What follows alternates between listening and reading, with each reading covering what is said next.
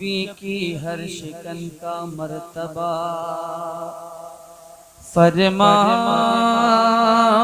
जैसा था।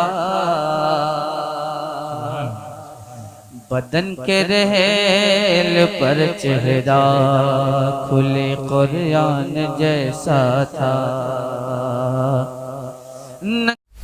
हर शख्स की ख्वाहिश होती है, हर शख्स चाहता है, तमन्ना करता है कि काश हम भी करबला में होते, काश हम भी करबला में होते। अल्लाह ने तुम्हारी ख्वाहिशों, तुम्हारी तमन्नाओं को रद्द ना किया। तुम्हें करबला नसीब ना हुआ, लेकिन करबला वाले रब ने तुम्हारे दर पर भेज दिए। हम भूल जाते, हम इन उलझनों में पड़ जाते कि कोई कहां से आ रहा है। हम इन उलझनों में पड़ जाते कि कोई किचौचा से आ रहा है। हम उलझनों में पड़ जाते कि कोई अजमेर से आ रहा, कोई मकनपुर से आ रहा।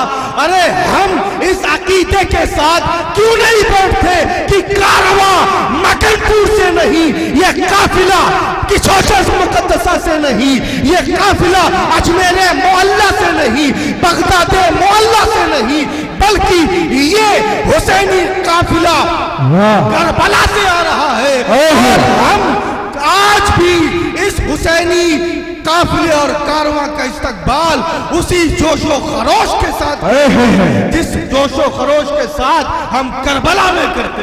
वाह, जिंदाबाद। हमारा ईमान बड़ा कमजोर होता जा रहा है। हम रात दिन दुरूद पढ़ते हैं, अल्लाहुम्मा सल्ली अला मुहम्मद व अला आली मुहम्मद। अल्लाह दुरूद सलाम नाजिल फरमा मोहम्मद और आले मोहम्मद पर। एक ज़ैनुल आबिदीन जंजीर में जकड़े हुए, पूरा खानदान रिसालत तबाह कर, वो हुसैन और हुसैन की औलादें जिनको प्यारे आका ने कानों पर बिठाया था। इजहार मोहब्बत का ऐसा नजारा जमीन के ऊपर आसमान के नीचे कभी देखा नहीं गया। घर की चार दीवारी में मोहब्बतों का इजहार करना अलग बात है, लेकिन रास्तों में, बाजारों में, मिंबरों पर मोहब्बत का इजहार करना ये कोई नबी से सीखे, कोई नबी से सीखे।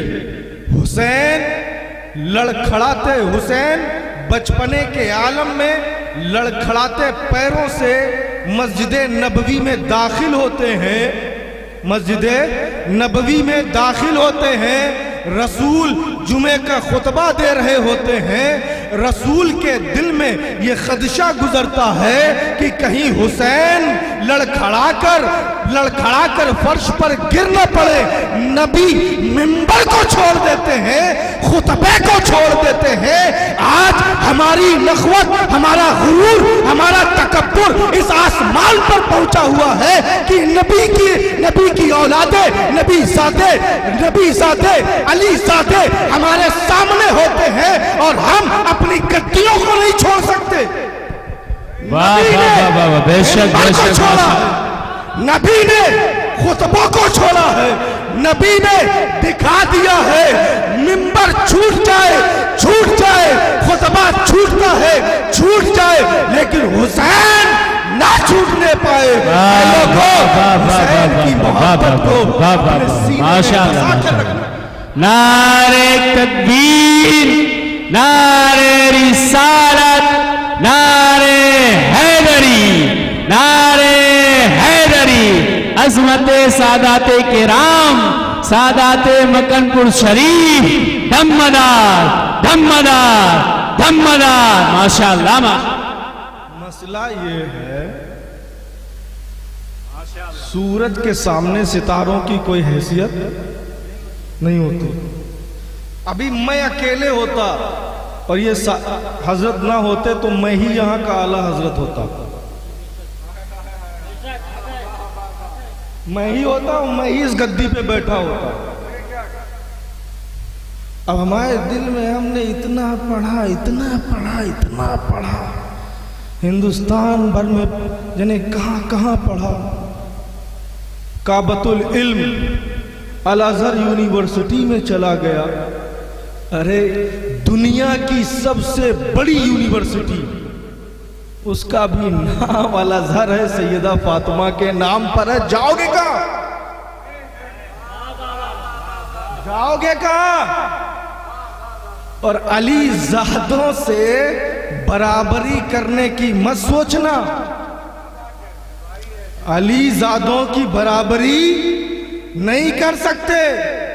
अली ज़ादों के, अली और अली ज़ादों के दर को छोड़ नहीं सकते।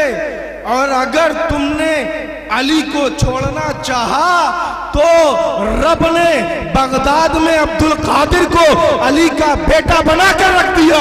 अगर तुम अली और अली ज़ादों से अपने नखवत और गुरूर और तकब्बुर का इजहार करना चाहते हो तो फिर तुम्हें टकराना होगा गौसे आज़म से, तुम्हें टकराना होगा गरीब नवाज से, तुम्हें टकराना होगा मदार आज़म से।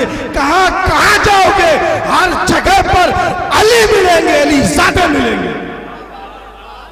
कोई जगह कहीं कोई छुटकारा नहीं, हर जगह अली अली ज़ादे। आज हम बैठे हुए हैं इस जलसे में। ये जलसा क्या है? जश्न मदारुल आलम, और इसका ताल्लुक सिलसिले से है। क्या है? सिलसिले से। सिलसिला है क्या? ये पीरी मुरीदी है क्या? मालूम है? बहुत कई सारी चीजें हैं, लेकिन एक चीज बस मुख्तसर से वक्त में एक चीज बता देते हैं। ये जो पीरी मुरीदी है, ये यजीदियत के खिलाफ कयामत तक अलमे बगावत बुलंद करने का बेहतरीन जरिया है। ये पीरी मुरीदी अली और अली ज़ादों की वफादारी का अहदो पैमान है। यजीदियत के खिलाफ जंग है, अली से जोड़ने का नाम है। हर सिलसिला अपने शेख से शुरू होकर खत्म अली पर होता है। जाओगे कहां? जाओगे कहां? हर जगह, हर नुक्कड़ पर, हर रास्ते पर आपको अली ज़ादे मिलेंगे। इसलिए कि अल्लाह के रसूल ने फरमाया, मन कुंत मौलाहु फहाज़ा अली मौला। मैं जिसका मौला, अली उसके मौला। हम आज जिस जश्न मदारुल आलमीन में हाजिर हुए हैं, ये 1-2 साल का प्रोग्राम नहीं है। मैं खुद तकरीबन मैं बता नहीं सकता परफेक्ट, तकरीबन 15-16 साल हो गए होंगे जब मेरा तालीमी दौर था हिंदुस्तान में। उस वक्त मैं एक बार हाजिर हुआ था, जब यहाँ पर तकरीबन कुछ ज़्यादा बदलाव नहीं हुआ है। पेड़ बढ़ गए हैं, कुछ शायद ये सामने वाला पक्का मकान हो गया है, और रोड पर कुछ भी नहीं था, रोड वाले मकान। बाकी हमें नक्शा थोड़ा थोड़ा पहले से याद था, जब आया तो एकदम खुलकर नक्शा सामने आ गया।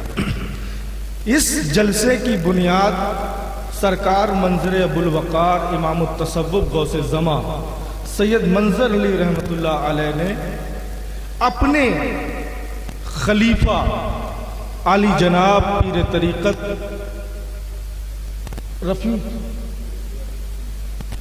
रफीक साहब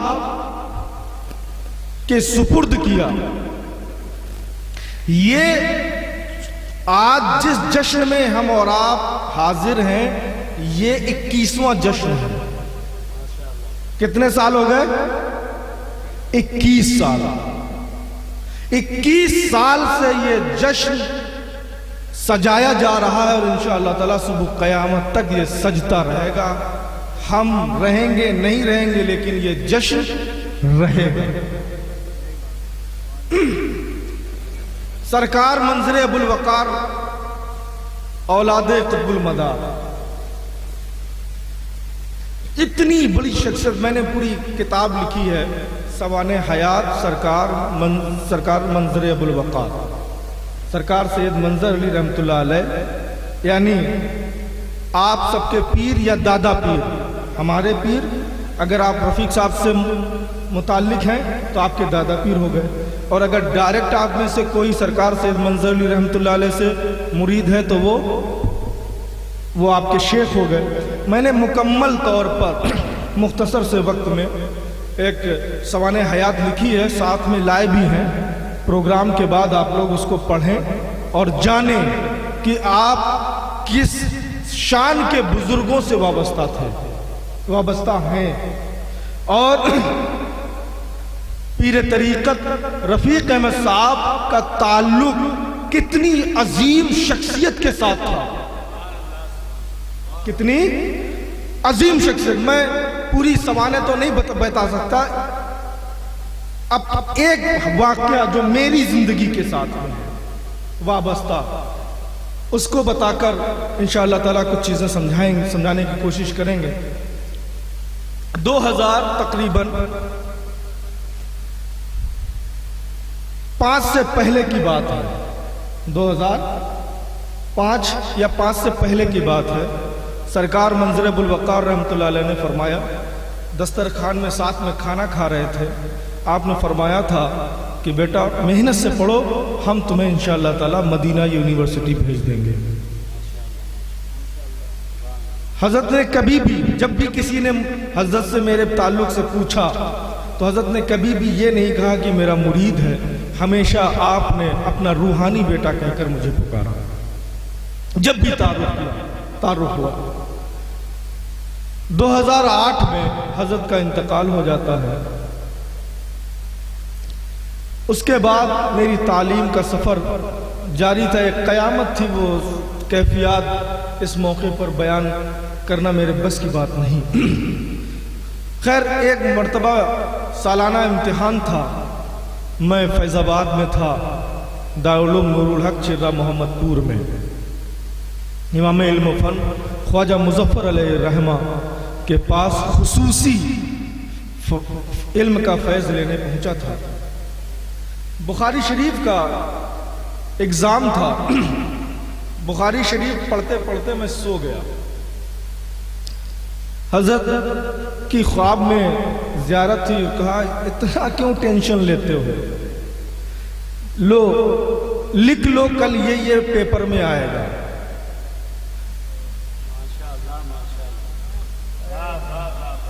मेरा एहसास, मेरी फीलिंग्स, मेरी कैफियत चेंज हो गई। मैंने कहा हुजूर, इम्तिहान में जो आएगा तो वो तो मैं लिख लूंगा, लेकिन मैं आपकी सवाने लिखना चाहता हूं। आप अपने बारे में कुछ बता दें, क्योंकि एक बुजुर्ग तवाज़ो और इंकिसारी का मुजस्समा होता है। तो आप ख्वाब में मुस्कुराए और कहा, अरे छोड़ो, ये तो सब लिख लोगे, तुम्हें सब मालूम हो जाएगा।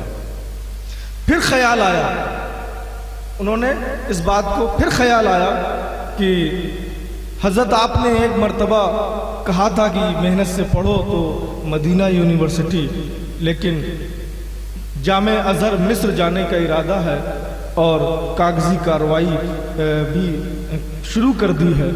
तो हजरत ने एक ठंडी सांस ली और कहा, इंशाअल्लाह ताला मेरा लाल, तुम जामे अजहर जाओगे, लेकिन ये मुश्किलों से भरा हुआ है। क्या है? मुश्किलों से भरा हुआ।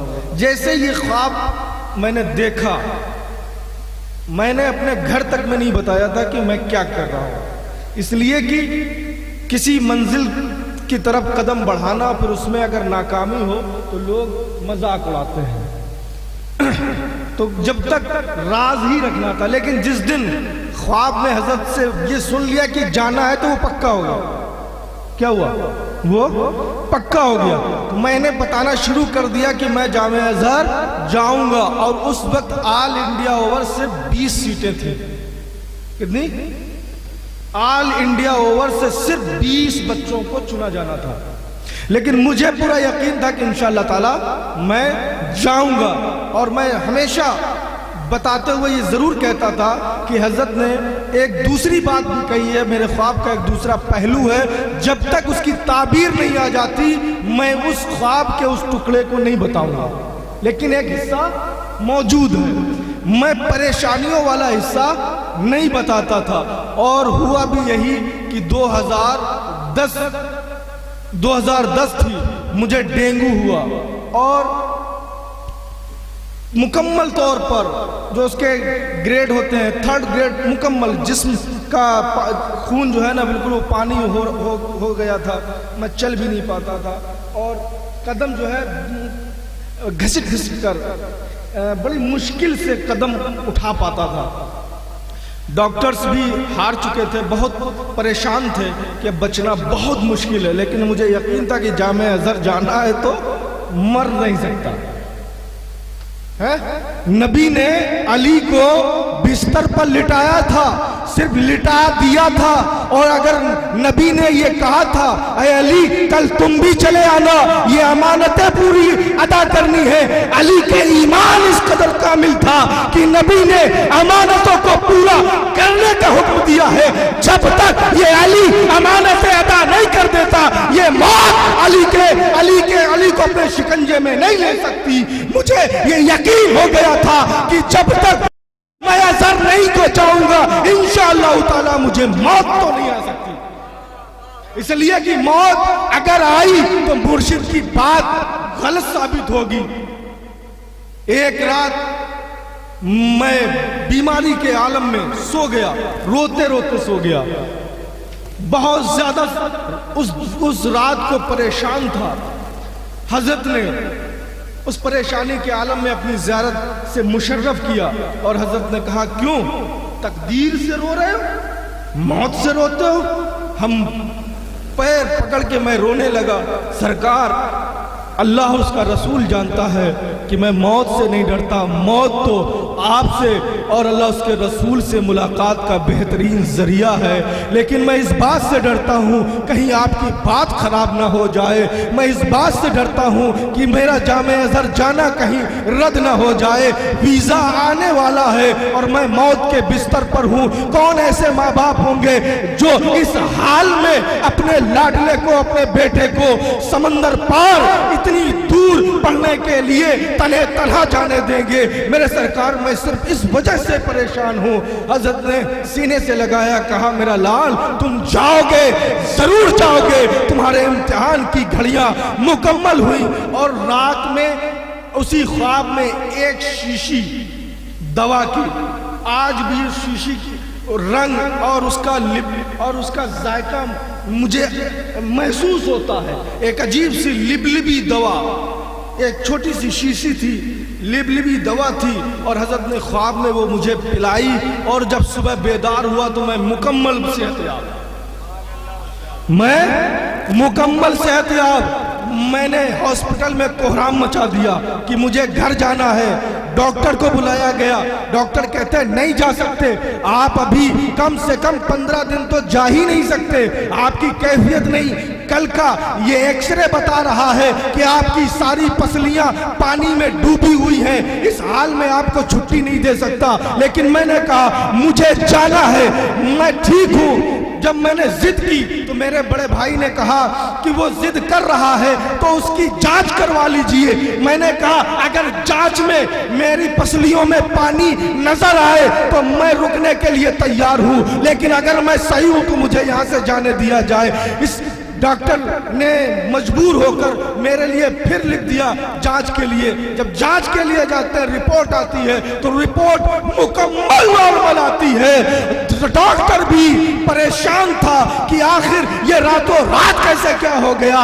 जो मरीज अभी 15 दिन अभी ये सही होने वाला ना था, ये रातों रात कैसे सही हो गया। छुट्टी लेते हैं, घर पर पहुंचते हैं, अभी पैर सीधे भी नहीं कर पाते हैं कि दिल्ली से फोन आ जाता है कि आरिफ साहब से बात हो रही है। मैंने कहा आरिफ बोल रहा हूं। कहा आपका वीजा आ चुका है, आप दिल्ली अभी निकल जाइए अपना पासपोर्ट लेके और 4 दिन के अंदर जामिअतुल अज़हर मिस्र पहुंच जाइए, वरना आपका एग्जाम छूट जाएगा। हाथ में वीगो लगा हुआ है। मैं उसी हाल में खड़ा हो गया और जाने के लिए तैयार हो गया। ये बताने का मकसद ये कि ऐसे बाफैज, ऐसी जात से आप और हम वाबस्ता हैं। जब गुलामों के गुलामों, औलादों की औलादों का ये आलम है, तो कुतुबुल मदार का आलम क्या होगा। सुभान अल्लाह, सुभान अल्लाह। कुतुबुल मदार का आलम क्या होगा। ये मुबारकबाद, काबिल मुबारकबाद हैं आप सब और हम कि हम सब बुजुर्गाने दीन से वाबस्ता हैं, डायरेक्ट या इनडायरेक्ट। अब सवाल ये पैदा होता है क्यों। जब दिल उलझा अजमेर चले गए, जब मन आया मक्खनपुर शरीफ चले गए, कहीं देवा चले गए, जहां यानी जिसको सहूलत हुई, कहीं जिसके जो भी जितनी इस्तिताअत हुई, और औलिया इकराम जहां भी जो भी बारगाह जिसको दस्तयाब हुई वो वहां पर चला गया। आखिर ये औलिया इकराम का सिस्टम क्या है। औलिया इकराम का सिस्टम क्या, ये औलिया इकराम है क्या। तो जिस पीर से रफीकुद्दीन साहब, मैं और आप सब वाबस्ता हैं, सरकार सैयद मंजर अली रहमतुल्लाह अलैह। एक वक्त वो था कि जब सिलसिले आलिया मदारिया पर चारों तरफ से यलगार थी, हमला था। सिलसिले पर बात तो छोड़ो, मदार का नाम लेना भी गुनाह जैसा हो गया था। ऐसे आलम में वो मर्द मुजाहिद हिंदुस्तान में मर्द मुजाहिद तने तन्हा हर इलाके में सिलसिले आलिया मदारिया की नशो इशात का काम कर रहा था। सरकार मंजर अबुल वकार ने उस वक्त एक किताब लिखी थी। एक एतराज हुआ था कि मदार को मदारुल आलमीन कहना नाजायज है, ये एतराज होता था। रब्बुल आलमीन रहमतुल आलमीन अब मदारुल आलमीन हो गए। उसके जवाब में सरकार मंजर अबुल वकार ने एक किताब लिखी थी जिसका नाम है मदार क्या है। अल मारूफ हजरत सैयद बदियुद्दीन कुतुबुल मदार को मदारुल आलमीन कहना चाहिए। सुभान अल्लाह, सुभान अल्लाह, माशा ये किताब लिखी और उस किताब में आपने एक पैगाम दिया है उम्मत के नाम। क्या दिया? पैगाम। और उसको मिसाल से मैं समझाना चाहूंगा। पैरालाइज जानते हैं आप लोग? फालिज लकवा, बोलिए फालिज लकवा कौन कौन जानता? हाथ उठाएं। सभी लोग जानते हैं ना। ये क्यों होता है मालूम है? जिस्म के किसी हिस्से की कोई नस क्या होती है, वो डिस्टर्ब हो जाती है। वो डिस्टर्ब हो जाती है, उसकी वजह से वो पूरा हिस्सा क्या हो जाता है, सुन्न हो जाता है, खराब हो जाता है।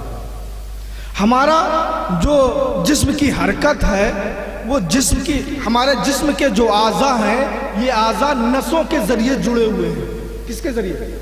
नसों के जरिए।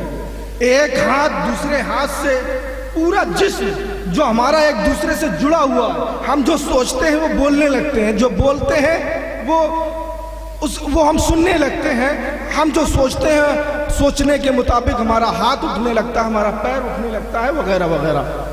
तो ये जो हमारे पूरे जिस्म का वजूद, हमारा पूरा जो वजूद है, जो एक दूसरे से जुड़ा हुआ है, ये किससे जुड़ा हुआ है?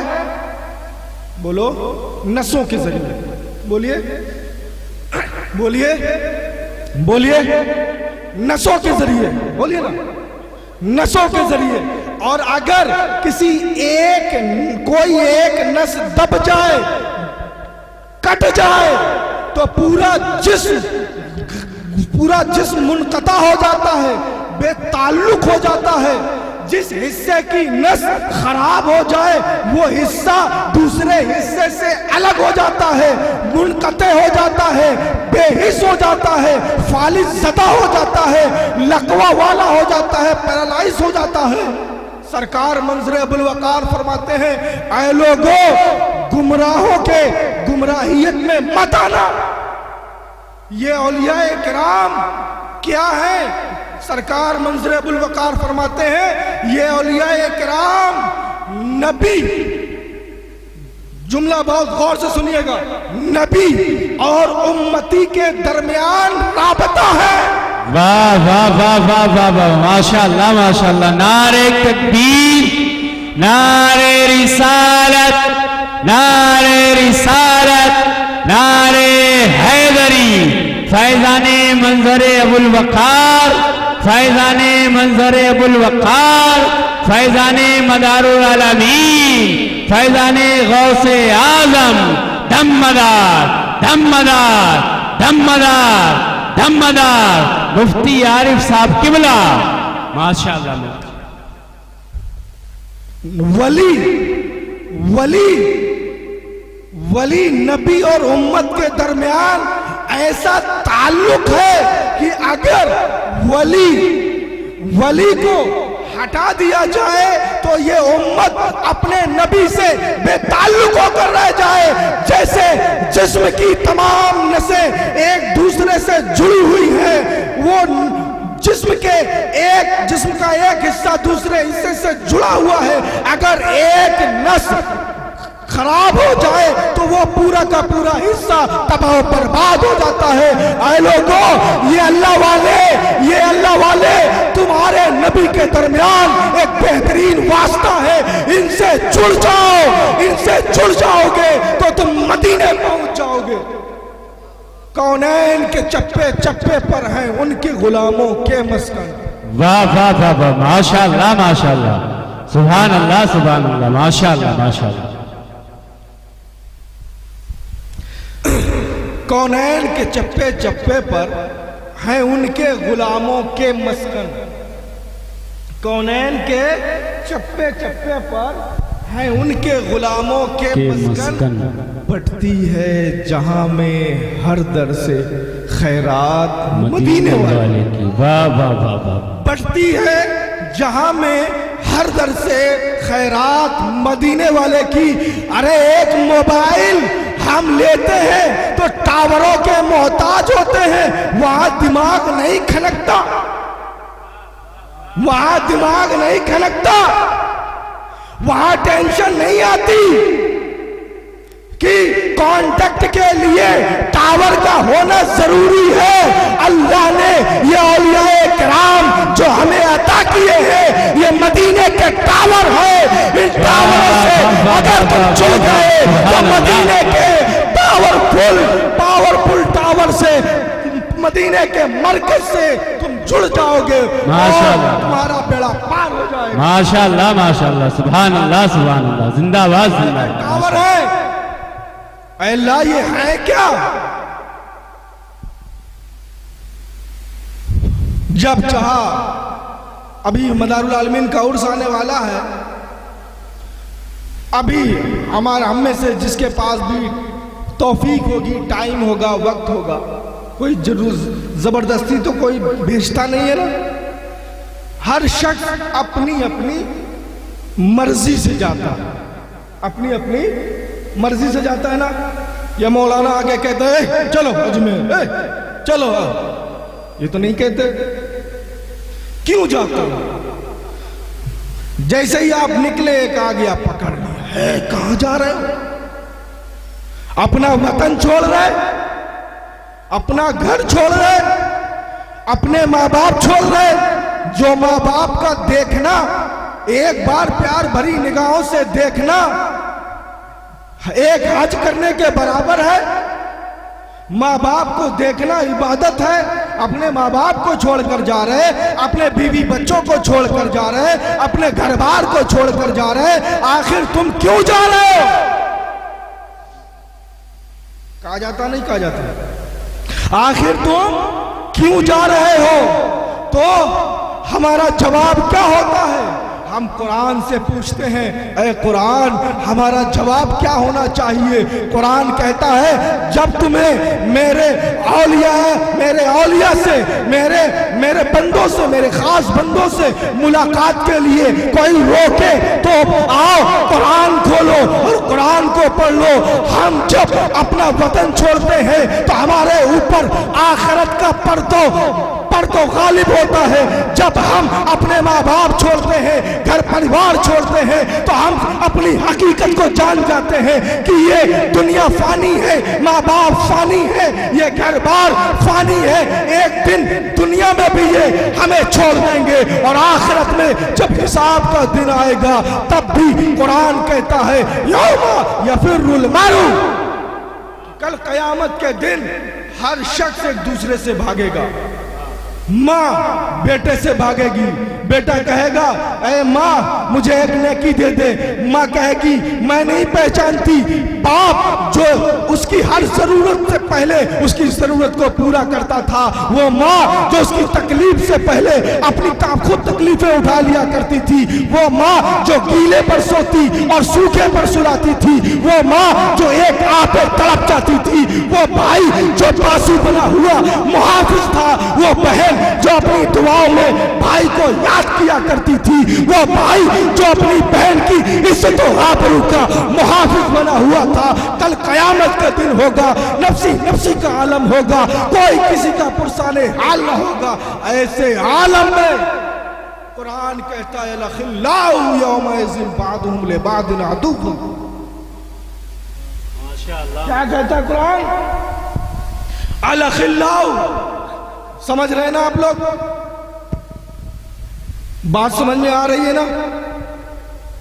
तादाद पे मत जाइए। मौला अली से नबी ने फरमाया था अली अगर तुमसे एक शख्स भी हिदायत पा जाए तो तुम्हारे लिए सुर्ख ऊंट से बेहतर है। माशाअल्लाह माशाअल्लाह, सुभान अल्लाह। अगर एक शख्स भी हिदायत पा जाए और अल्हम्दुलिल्लाह यहाँ पर तो बहुत है, बहुत है। कुरान में अल्लाह फरमाता है अल अखिल्लाउ, खलील की जमा यानी बहुवचन है। क्या है? बहुवचन है, प्लूरल है। समझते हो ना? बहुवचन समझते ना? जैसे बच्चा एक वचन, बच्चों या बच्चे बहुवचन, जमा है ना? लड़का एक, लड़के बहुत से। ऐसे ही खलील की जमा अखिल्ला है। हम बकरीद का मौका आता है तो हम सुनते हैं इब्राहिम खलीलुल्लाह, सुनते हैं ना? इब्राहिम खलीलुल्लाह। तो खलील का मतलब होता है दोस्त। कुरान कहता है अल अखिल्लाउ, क्या कहता है? तवज्जो उलमा इकराम की और हजरत की। कुरान क्या कहता है? अल अखिल्लाउ। आखिरी पैगाम देकर रुखसत हो जाए। कुरान कहता है अल अखिल्लाउ,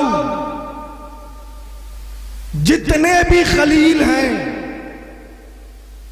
जितने भी रिश्तेदार हैं, जितने भी मोहब्बत करने वाले हैं, जितने भी मोहब्बतों का इजहार करने वाले हैं, जितने भी रिश्ते नाते हैं, अल्लाह फरमाता है अल अखिल्लाउ यौमइज़िन, उस दिन यानी कयामत के दिन, कल कयामत के दिन एक दूसरे के दुश्मन होंगे। अदुव्वुन क्या होंगे? दुश्मन होंगे। अब दुनिया की जो दुश्मनी होती है वो क्या होती है? दुनिया की जो दुश्मनी होती है वो क्या होती है? हमारा किसी ने माल ले लिया तो दुश्मन बन गया, कोई बात कह दी तो दुश्मन बन गया, कोई हक मार लिया तो दुश्मन बन गया। आखिरत में दुश्मनी क्या है? आखिरत की दुश्मनी क्या है? तो जहां पर लड़ाई और झगड़ा दुश्मनी है, वहीं पर किसी की खैर खाही को छोड़ देना दुश्मनी है। जब एक बंदा दूसरे से दुश्मनी करता है, सबसे पहले क्या छोड़ता है? सलाम। क्या छोड़ता है? सलाम छूटता है। कहा हमारा सलाम कलाम बंद, सलाम कलाम बंद। सलाम क्या है? अस्सलामु अलैकुम, तुम पर सलामती हो, तुम सलामत रहो। व रहमतुल्लाह, और अल्लाह की रहमत हो। व बरकातहू, और अल्लाह की बरकत हो। 3 दुआएं हैं सलाम में। सलाम क्या है? अस्सलामु अलैकुम, पीस बी अपॉन यू, आप पर सलामती हो, आप पर सलामती हो, आप सलामत रहो। व रहमतुल्लाह, अल्लाह आप पर रहमत करे। व बरकातहू, अल्लाह खूब बरकत दे। चाहे कितना बड़ा हमारा दुश्मन हो, और अगर हमें जब भी वो मिले हम उसको अगर सलाम करते हैं तो एक दिन वो मजबूर हो जाता है कि जो हमें सलामती की दुआएं दे रहा है, जो हमारे लिए रहमत और बरकत की दुआएं कर रहा है, वो हमारा दुश्मन नहीं हो सकता। और एक दिन वो पलटकर आपके सीने से लगकर तमाम अपनी कुदूरतों को दूर कर देता है। और इसी को रसूल ने फरमाया, अब्शु सलाम बैनकुम, अपने दरमियान सलाम को आम करो, सलाम खूब किया करो। सरकार से पूछा गया, या रसूलल्लाह अय्युल इस्लाम खैर, सबसे अच्छा इस्लाम क्या है? अल्लाह के रसूल ने फरमाया, सलाम करना और खाना खिलाना। आज यहाँ पर क्या हुआ? खाना खिलाया गया ना, तो सुन्नत के मुताबिक हुआ ना। एक दूसरे से मिले, एक दूसरे से सलाम किया, मोहब्बतें बढ़ी कि नहीं? तो कुरान और हदीस के मुताबिक काम हुआ कि नहीं? हुआ कि नहीं? हुआ।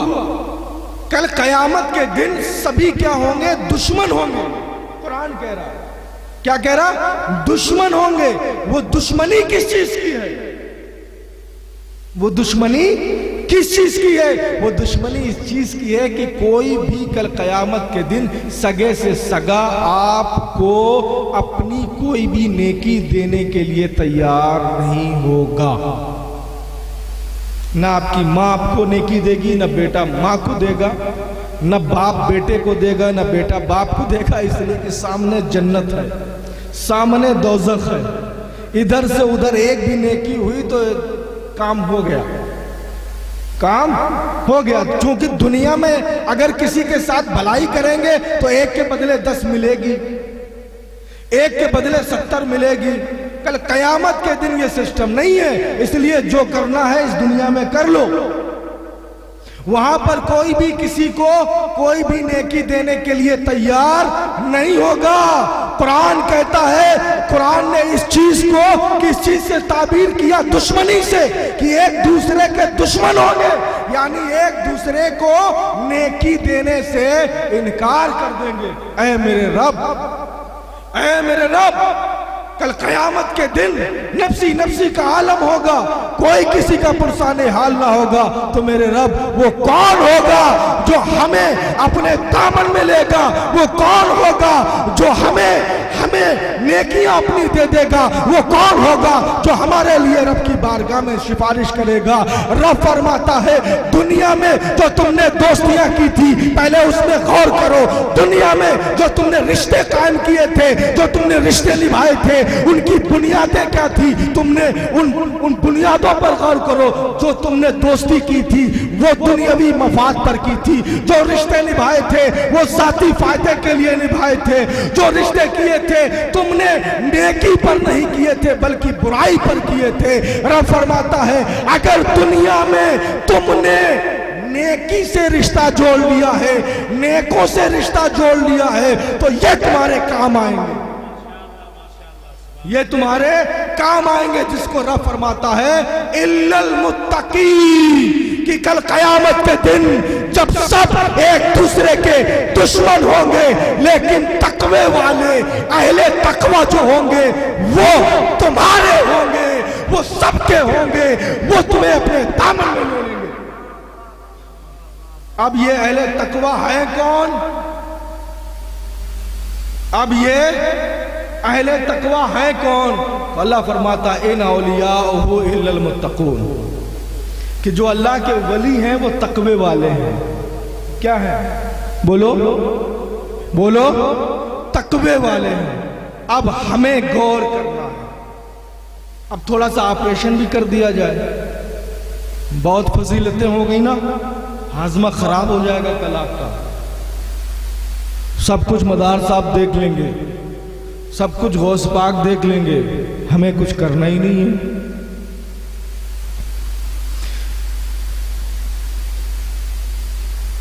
हम अगर मदार से मोहब्बत करते हैं तो मदार की सीरत से भी मोहब्बत करनी होगी। गौस से मोहब्बत करते हैं तो गौस के तकवे से भी मोहब्बत करनी होगी, गौस के किरदार से भी मोहब्बत करनी होगी। हमें अच्छा मदार पाक हमसे खुश हो जाएंगे, तकवे वालों, तकवे अहले तकवा जो होंगे वो तुम्हारे दुश्मन नहीं होंगे। तो वो जो दोस्ती करेंगे किसके साथ करेंगे? हम वहां जो दोस्ती होगी वो अहले तकवा से कैसी होगी? क्या वहां पर मेरा मदार खुश होगा कि तुम नमाजें छोड़कर उस मदार से मोहब्बत का इजहार करो? अल्लाह के रसूल फरमाते हैं जो इलत कुर्रतु आइनी फी सलात, नमाज मेरी आंखों की ठंडक है।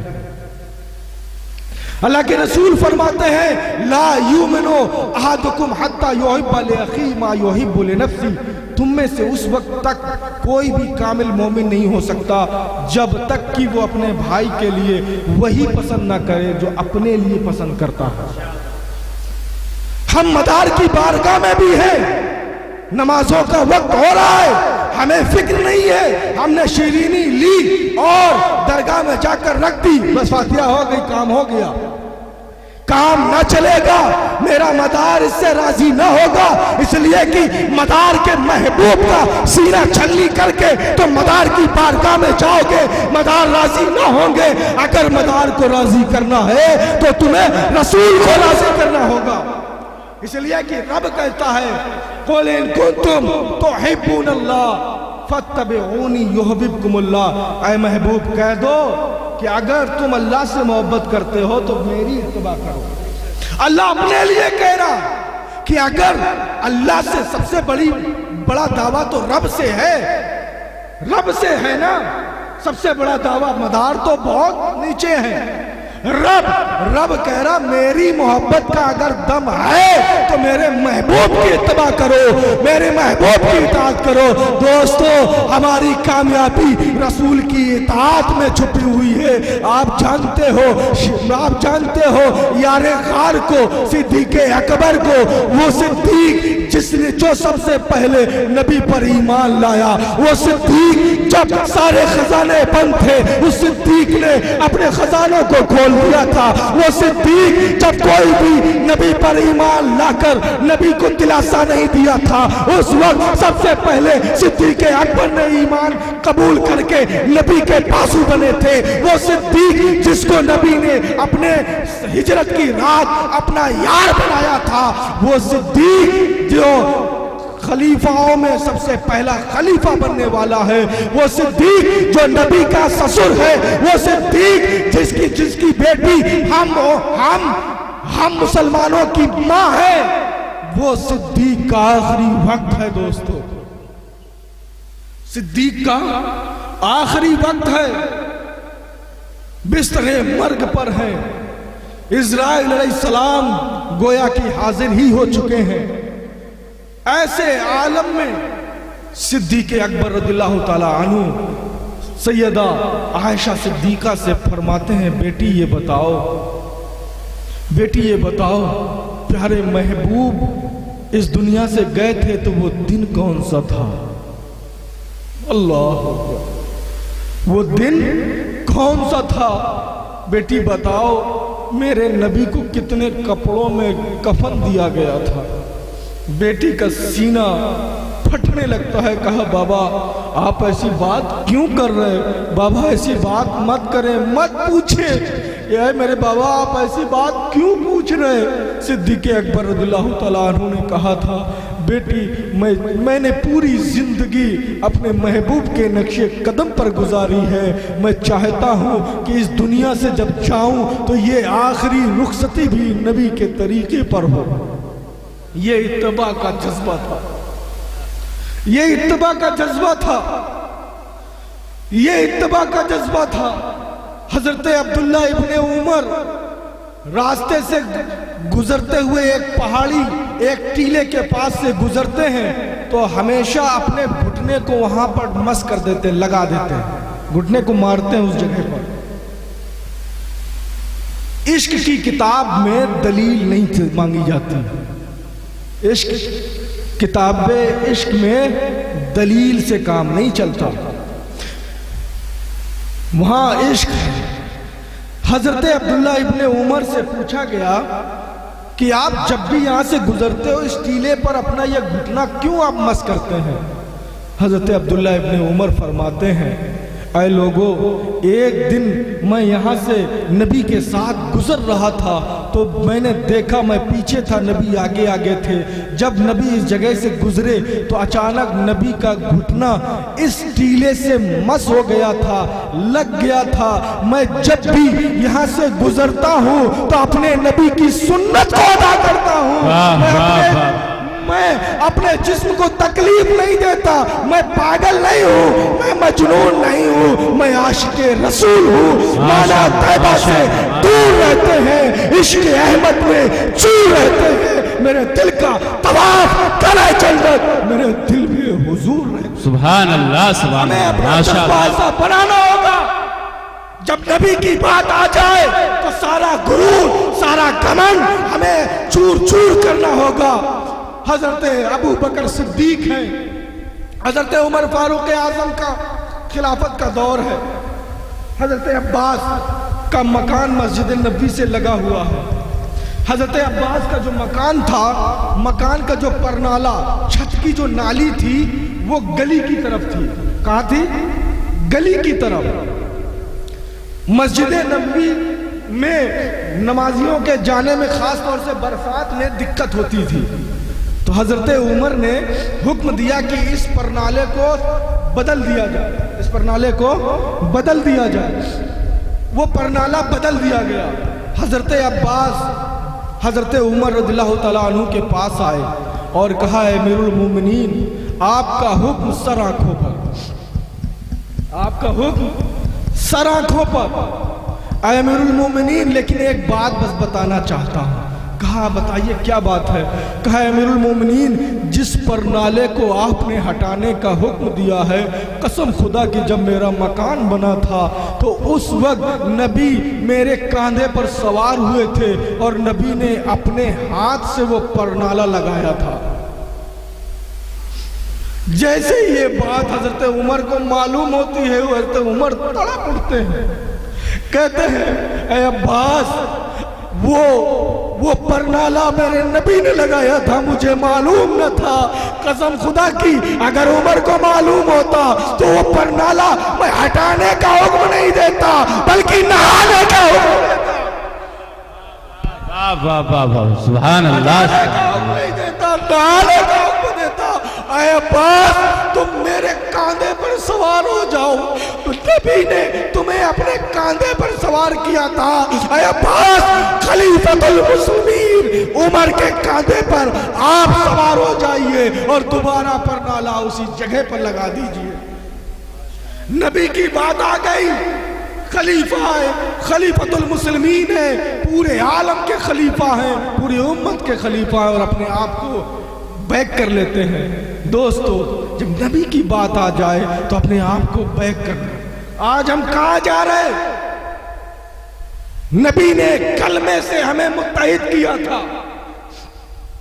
और ये सिलसिले, ये पीरी मुरीदी हमें जोड़ने के लिए, ये दस्तूर हमें जोड़ने के लिए दिया गया था, तोड़ने के लिए नहीं दिया गया था।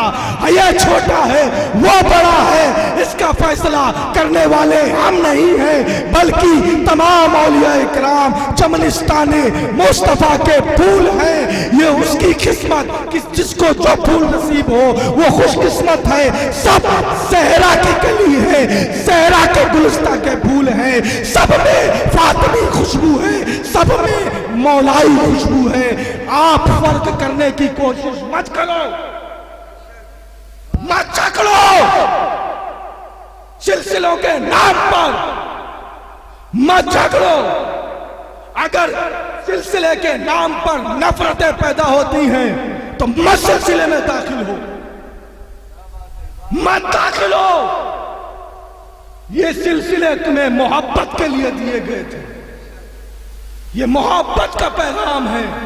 ये नबी और अली से जोड़ने का काम करने के लिए सिलसिले हैं। ये आपस में जुदाई के लिए नहीं है। क्यों? मेरा मदार बड़े बड़े सलातीन आए। मैं भी जुमले सभी ने अदा किए, तकरीबन जुमलों को थोड़ा सा गौर से बयान किया जाए। जब भी कोई बात की जाए तो बड़ी एहतियात से। मदार पाक हिंदुस्तान की सरजमी पर बेशक वो वली है कि जिनसे पहले बड़े बड़े वली नहीं आए, लेकिन यह कहना कि आपसे पहले इस्लाम था ही नहीं, ये गलत। इस्लाम आपसे पहले आ चुका था। इस्लाम आपसे पहले आ चुका था, लेकिन मुनज़्ज़म अंदाज में मुबल्लिग की हैसियत से, मुबल्लिग इस्लाम की हैसियत से हिंदुस्तान की सरजमी पर अगर कोई मुबल्लिग अव्वल पढ़ कर आया था तो वो मदारुल आलमीन की ज़ात। इसलिए कि तारीख और इतिहास को मिटाया नहीं जा सकता। हम ये जरूर कह सकते हैं कि मदार पाक उस वक्त आए जब बड़े बड़े औलिया इकराम जो मशहूर और मारूफ हैं वो नहीं थे, लेकिन कोई नहीं आया, कोई नहीं था, तो ये गलत। इसलिए कि सल्तनतें बादशाह आए और केरल साइड में दीन आ चुका था, दौरे सहाबा में आया, बहुत सी तारीखें मिलती हैं। और अगर एक रिवायत मिलती है ना कि नबी ने हिंदुस्तान से मोहब्बत की खुशबू का इजहार किया कि मुझे हिंदुस्तान से खुशबू की मोहब्बत की खुशबू आती है। अगर ईमान वाले नहीं थे तो ये मोहब्बत की खुशबू क्या थी? थे, लेकिन मुबल्लिग की हैसियत से अगर कोई आया तो वो मदारुल आलमीन आया। समझ में आई हमारी बात? अब इसी में किसी ने तकरीर सुन लिया, लो उन्होंने ये कह दिया, उन्होंने ये कह दिया, उन्होंने वो कह दिया। तो ये तारीख बताना मकसद हो, छोटा बड़ा करना मकसद ना हो। तारीख बताइए। जब मकाम की बात आए तो जिस तरीके से दुनियावी मकामात हैं, मकाम है, कोई दरोगा होता है, कोई एसआई होता है, कोई एसएचओ होता है, कोई एसडीएम होता है, कोई डीएम होता है, कोई सीएम होता है, कोई पीएम होता है, कोई विधायक होता है, कोई सांसद होता है। ऐसे ही विलायत की डिग्रियां हैं। जब डिग्रियों की बात हो तो डिग्री पर जब बात होगी तो वो अहले इल्म का काम है, वो अहले इल्म का काम है। हमारी एक किताब है मकामात औलिया अल्लाह, एक किताब है मकाम। अल्हम्दुलिल्लाह आप लोगों की दुआओं से कई किताबें मंजर आम पर आ चुकी हैं। मकामात औलिया अल्लाह, जिसमें औलिया इकराम के मकामात को साबित किया गया है, बताया गया है। अल्लामा जलालुद्दीन स्यूती रहमतुल्लाह अलैह का एक अरबी रिसाला था जिसको मैंने उर्दू में तर्जुमा और तहकीक किया, और उर्दू में उसका नाम मैंने रखा मकामात औलिया अल्लाह। वो मौजूद है, दिल्ली से उर्दू में मिल जाती है, मक्कनपुर शरीफ आए तो हिंदी में आपको यहाँ पर मिल जाएगी मकामात औलिया अल्लाह। तो मकामात की जब बात हो तो वहाँ मकामात कि कुतुबुल मदार, मकाम कुतुबुल मदार क्या है, मकाम गौसियत क्या है, मकाम अब्दाल क्या है, मकाम ये जितने भी मकाम है, जब मकाम की बात होगी और उस मकाम पर जो वली होगा उस वक्त जो बात होगी वो अलग बात होगी। हम मकाम की तो बात कर सकते हैं, लेकिन हम किसी को नापने का काम नहीं कर सकते। हमें नापना नहीं है, हमें बस मोहब्बत करनी है, हमें बस जुड़ना है। ये सब अल्लामा अदीब मक्कनपुरी कह गए थे। कौनैन के चप्पे चप्पे पर है उनके गुलामों के मस्कन, बढ़ती है जहां में हर दर से खैरात मदीने वाले की। हम दर नहीं देखते, हम मदीना देखते हैं। हम खैरात नहीं देखते, हम ये देखते हैं कि ये खैरात है कहाँ की। ये मदीने की खैरात है। अब ये मदीने की खैरात जिसके हिस्से में आ जाए, मदीने की खैरात मदारुल आलमीन के हिस्से में आई, चलते चलते मेरे पीरो मुर्शिद सरकार सैयद मंजर अली के हिस्से में आई, और आज तरीकत की वो चमक और वो हिस्सा रफीकुद्दीन साहब के हिस्से में आई। वो अपने हिस्से का काम कर रहे हैं, वो अपने हिस्से का काम कर रहे हैं, हमें अपने हिस्से का काम करना है। लिहाजा नफरतों वाला काम नहीं करना है। अल्लाह फरमाता है वला तनाज़ऊ, मदारे पाक क्या लेकर आए? तमाम बादशाह आए मिट गए, बाबर आए मिट गए, फला आए मिट गए, आज औलादे भी नहीं है, खानदान भी नहीं मिलता, लेकिन मेरा मदार तख्त के लिए नहीं आया था, मेरा मदार तलवार लेकर नहीं आया था, मेरा मदार आया था तो एक हाथ में कुरान लेकर आया था, दूसरे हाथ में नबी का फरमान लेकर आया था, एक हाथ में जुल्फकार थी तो एक हाथ में करबला का पैगाम था। मदारे पाक कुरान लेकर आए और वो कुरान कहता है वला तनाज़ऊ, आपस में झगड़ना नहीं, फतफशलू वरना फेल हो जाओगे, वतज़हबा रिहुकुम तुम्हारी री चली जाएगी। अभी देखा कि हवा का कितना अच्छा झोंका आया था, अभी आया था। इसको क्या कहते हैं? री। अरबी में दो लफ्ज हैं, रिया और री। ये जो मामूली खूबसूरत जो हमें लुत्फ अंदोज करती हुई हवा मिलती है, इसको कहते हैं रिया। इसको क्या कहते हैं? बोलो, रिया। और जब तब कई हवाएं मिलकर ताकतवर बन जाती हैं, जिसको हम नाम देते हैं आंधी या तूफान का, उसको कहते हैं री। उसको क्या कहते हैं? री। उसको क्या कहते हैं? बोलिए, याद करके जाइए, झगड़ना मत, याद करके जाइए। री उसको क्या कहते हैं? री। कुरान कहता है अगर तुम लड़ गए, अगर तुम झगड़ गए, अगर तुमने इख्तलाफ किया, कुरान कहता है तुम्हारी री चली जाएगी। मुफस्सिरीन कहते हैं री से मुराद है तुम्हारी ताकत चली जाएगी, तुम्हारी आबरू चली जाएगी, तुम्हारी सल्तनत चली जाएगी, तुम्हारी बादशाहत चली जाएगी, तुम्हारा रोबो दबदबा चला जाएगा, तुम्हारी सल्तनत चली जाएगी, तुम्हारी पंचायत चली जाएगी, तुम बर्बाद हो जाओगे, तुम्हारे पास कुछ भी नहीं रहेगा।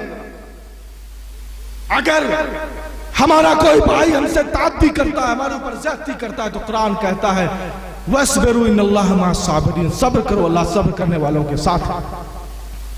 सब्र करिए, झगड़िए नहीं। नबी पर कुरान कौन लेकर आया? मदार। कुरान का फरमान है वज़्कुरू नेमतल्लाहि अलैकुम इज़ कुंतुम आदान फ़अल्लफ़ बैना क़ुलूबिकुम फ़अस्बहतुम बिनिअमतिही इख़वाना। वज़्कुरू, याद करो अल्लाह की नियामत को, याद करो अल्लाह की नियामत को। असल में अल्लाह के रसूल से पहले अरब का जो हाल था दुश्मनी का, खास तौर से अगर दुश्मनी करते तो खून का एक प्याला लाते, भरा हुआ प्याला खून से, उसमें हाथ डाल के कसम खाते, और वो कसम इतनी खतरनाक होती कि नस्लों दर नस्लें, सदी दर सदी चलती, एक दूसरे को जहां पाते मारते, झगड़ते, वो दुश्मनी कभी खत्म नहीं होती थी। लेकिन जब रसूलुल्लाह आए, कलमे तौहीद ला इलाहा इल्लल्लाह इन्नमल मुमिनूना इख्वा, कुरान ने कहा अभी तक तुम दुश्मन थे, लेकिन मेरे नबी पर ईमान ले आए हो।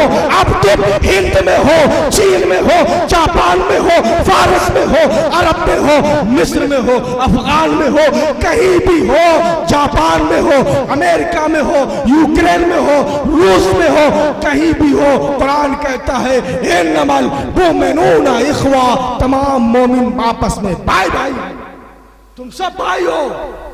अल मोमिनो अखुल मोमिन, रसूल फरमाते हैं मोमिन मोमिन का भाई है। कुरान तुम्हें भाई बना रहा, और उसको कुरान कह रहा है वज़्कुरू, याद करो नेमतल्लाहि अलैकुम, जो अल्लाह ताला ने तुम पर नेमत, जो तुम्हें नेमत बख्शी। क्या बख्शी? इस कुंतुम आदान, कि तुम इससे पहले एक दूसरे के दुश्मन थे। क्या थे? बोलो, दुश्मन। क्या थे? कुरान कह रहा कि तुम दुश्मन थे। अब दुश्मनी करना यह किसकी पहचान है? जिहालत की। किसकी? इस्लाम से पहले की जो जिहालत है, उसकी अलामत है आपस में लड़ना, उसकी अलामत है आपस में लड़ना। और इस्लाम आने के बाद अल्लाह फरमाता है इस्कुंतुम आदान फ़अल्लफ़ा बैना क़ुलूबिकुम फ़अस्बहतुम बिनिअमतिही इख़वाना, अल्लाह ने तुम्हारे दिलों को जोड़ दिया, कोई और नहीं। अल्लाह ने यह भी नहीं कहा मेरे नबी ने जोड़ा, रब कह रहा मैंने जोड़ दिया। क्या किया? मैंने जोड़ा। फासबातुम बेनेमती इख्वाना, तो तुम आपस में क्या हो गए? भाई भाई हो गए। क्या हो गए? भाई भाई हो गए। आप मदार से जुड़े मदारी हो गए। ये मदार अली का लाल है और अली का लाल अली के नाम पर, अली के शजरे के नाम पर जुदाई नहीं बल्कि इत्तेहाद चाहता है। इसलिए कि अली के लाल ने ठोकर पे लात मार के सल्तनत को हजरत अमीर माविया को दे दिया था, लेकिन इत्तेहाद को पारा पारा नहीं किया। ये अली सादों की शान है इत्तेहाद को कायम रखना। और अल्हम्दुलिल्लाह जितनी भी सादात खानकाहें हैं वो हमेशा इत्तेहाद की अलमबरदार रही हैं, हमेशा अलमबरदार रही हैं इत्तेहाद की। काश अल्लाह ताला सभी को ये तौफीक अता फरमाए। फासबातुम बेनेमती इख्वाना, तो तुम आपस में क्या हो गए?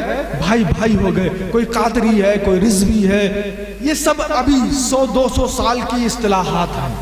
क्या है? मदार पाक क्या थे? बायजीद बिस्तामी क्या थे? गौसे आजम क्या थे? अब हम आज मंजर अली मियां से मुरीद हो गए तो हमने आपको मंजरी लिख लिया। तो ये हमारी आज की इस्तिलाहात है। क्या है? आज की। लेकिन मेरे बुजुर्गों ने जो ये हाथ पे हाथ रख के बैत किया था, जो नबी से निस्बत मिली थी दस्ते मुकद्दस, होता क्या है? जब आप जाते हो एक शेख के पास, तो शेख क्या करता है? आपके हाथ को अपने हाथ में लेता है। क्या लेता है? अपने हाथ में लेता है। लेते ही आपके दिल की कैफियत बदल जाती है। वो नूर, वो एनर्जी, वो रूहानी ताकत जो नबी से मुंतकिल होते होते शुयूख के जरिए आपके शेख तक पहुंची, उसने आपके दिल की तख्ती को क्या किया? बिल्कुल वाइट कर दिया, सफेद कर दिया। और आपका मुर्शिद कहता रहा नमाज पढ़ना, आपने कहा नमाज पढ़ेंगे। रोजा रखना, आपने कहा रोजा रखेंगे। झूठ मत बोलना, आपने कहा झूठ नहीं बोलेंगे। धोखा मत देना, आपने कहा धोखा नहीं देंगे। रमजान के रोजे रखना, आपने कहा रोजे रखेंगे। शेख ने कहा अल्लाह दौलत दे तो ज़कात देना, हज अदा करना। आपने वो तमाम वादे किए। ये पीरी मुरीदी एक वादा है। ये क्या है? एक अहदो पैमान है, और अहदो पैमान को बरकरार रखने का नाम तकवा है। आपके दादा पीर सरकार मंजर अली है, मेरे दादा पीर सरकार अबुल वकार है। सरकार अबुल वकार सैयद कल्बे अली रहमतुल्लाह अलैह। आप जब अपने पीरो मुर्शिद के पास गए कि हुजूर मुझे बैत कर लीजिए, तो आपके पीरो मुर्शिद ने कहा था ऐ कल्बे अली, अगर जिंदगी में तुम्हारी एक भी वक्त की कोई नमाज कज़ा हो जाए तो ना मैं तुम्हारा पीर ना तुम हमारे मुरीद। अगर इस शर्त पर बैत होना चाहते हो तो हो जाओ, वरना नहीं। सरकार कल्बे अली रहमतुल्लाह अलैह ने अपने पीरो मुर्शिद के हाथ में हाथ देकर इस शर्त पर बैत की। फिर आपकी जिंदगी में कोई फर्ज नमाज तो छोड़ो, कभी तहज्जुद भी कज़ा ना हुई। और ऐसे बने कि आपको वैसी निस्बत हासिल हुई कि सरकार अबुल वकार से बैत होने वाला वो रसूल कायनात की ज़ियारत से मुशर्रफ हो जाया करता है। ये हमारे है बुजुर्गों का कमाल। तो हमें अपने अंदर वो कैरेक्टर पैदा करनी है, वो हमें किरदार पैदा करना है, इस्लामी शिहार पैदा करना है। कुरान की पहली आयत है इकरा पढ़ो। हम में से कितने लोग हैं जो मदीना जाना